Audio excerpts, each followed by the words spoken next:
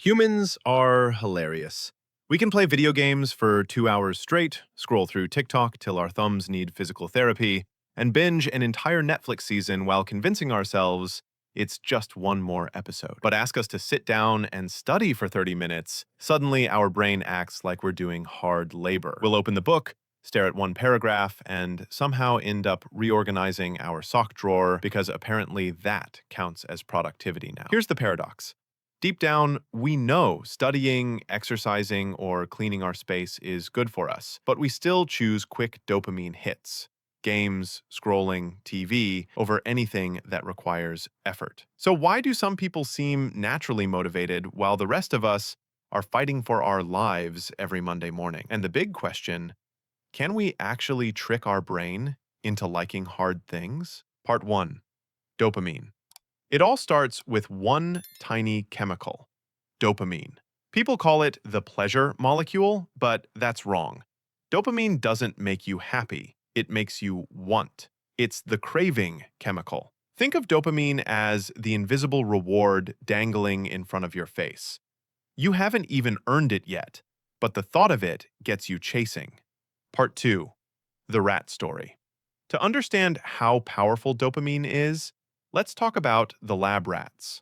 Scientists gave rats a lever. Every time they pressed it, their brains got zapped with dopamine. And what happened? They lost their minds. Pressed the lever for hours, forgot to eat, forgot to sleep. Some literally pressed until they collapsed. Then the scientists did the opposite. They blocked dopamine. And those same rats suddenly stopped caring about everything. They wouldn't even get up for food. Not because they were depressed.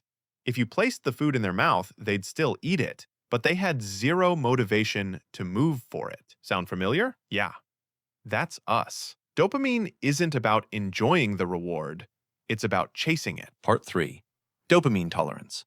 Your brain has one rule: stay balanced. Too hot, you sweat. Too cold, you shiver. Too much dopamine?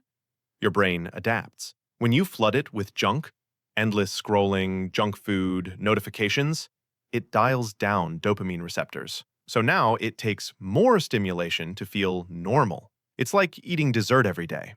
Soon, when someone offers you a normal meal, your brain's like, ugh, where's the sugar? That's why studying feels unbearable. It's not boring.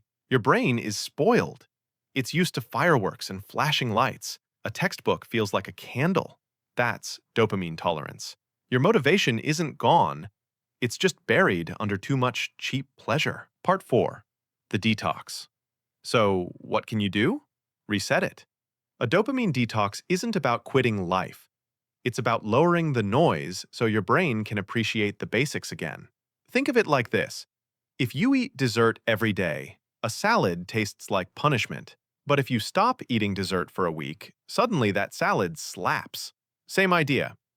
When you take away the constant stimulation, ordinary things start feeling rewarding again. You can do this 2 ways.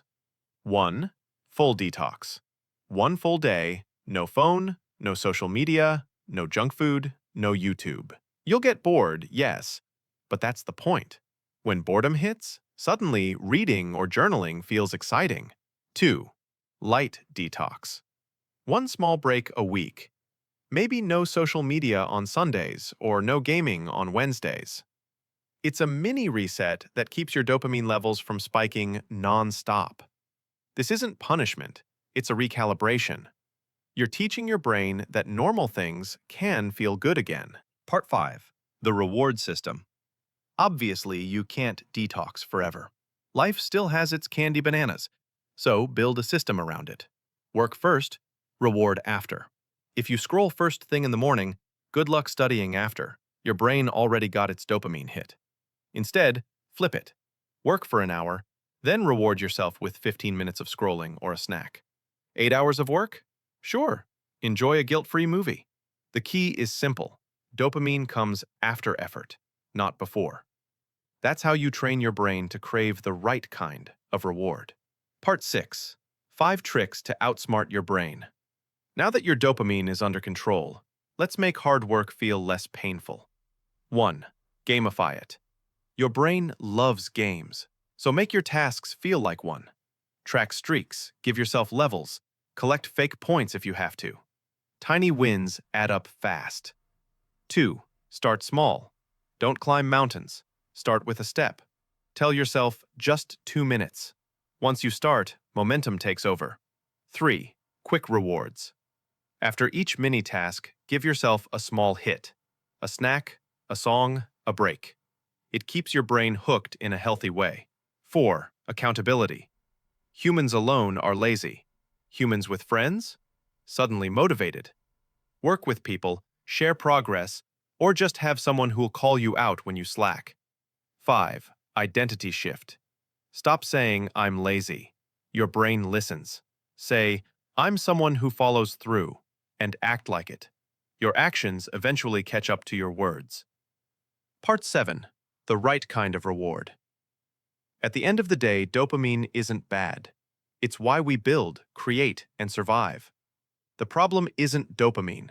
It's what we chase it for. If all your dopamine comes from junk, endless scrolling, empty distractions, you'll always feel drained. But if it comes from growth, progress, and real results, your brain learns to crave effort. You don't have to kill dopamine. You just have to train it to love the right things. Hard work will never feel like fireworks, but it can start feeling meaningful. And when that happens, discipline isn't torture anymore. It's freedom. So next time you stare at your to-do list, remember, it's not about forcing motivation. It's about outsmarting your own brain. The only question is, what kind of rewards are you chasing today? You just learned how to reset your brain. Now imagine building it into something unshakable. A mind so focused, so calm, it actually makes people uncomfortable. If you're ready for that kind of control, the next video's waiting.